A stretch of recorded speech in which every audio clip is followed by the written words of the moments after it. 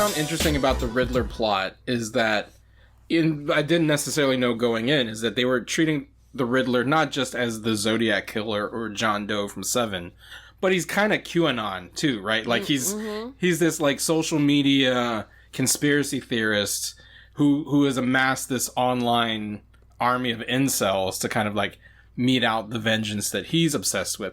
And I thought that was interesting and cool. The only problem I had with that is that unlike QAnon, the Riddler was right.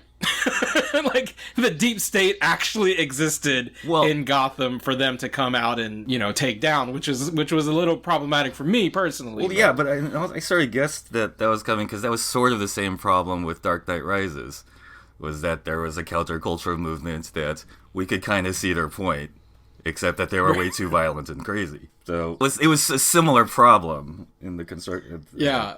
But I think the difference are like in Dark Knight Rises, it's Occupy Wall Street, right? Mm-hmm. Here, the bad guys are like incels and QAnon, right? Because like they're on Reddit essentially like finding the proper mask and the proper weaponry to take down the mayor.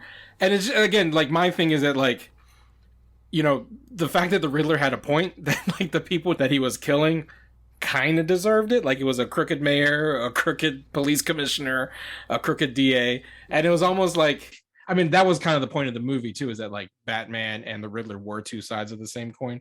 All said, one rewrite about the Riddler that I actually discussed this with my brother after we saw the movie that I think would have made it work.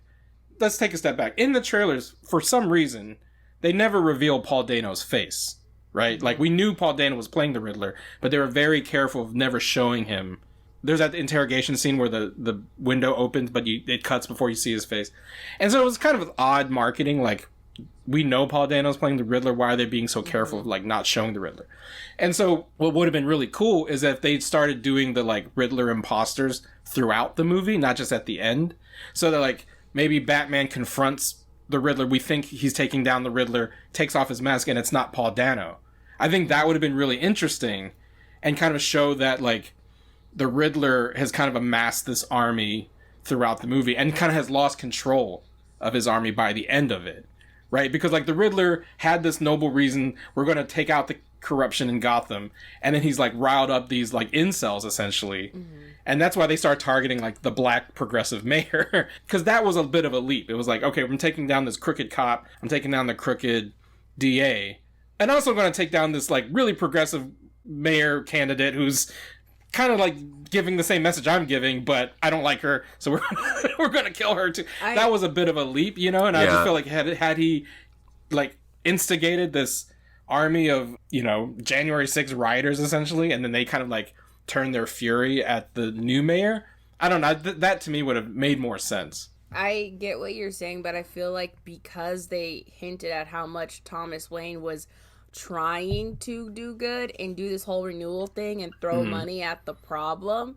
I feel like it's easy to mistrust anyone trying to step into a position of power in Gotham. So even though, yes, we know that she's, like, not gonna be that type of person, I feel like it's very easy for someone who's already has such a deep distrust in, you know, your local government, where you're like, it's gonna just be the same thing because almost everyone here in Gotham is corrupt. Right.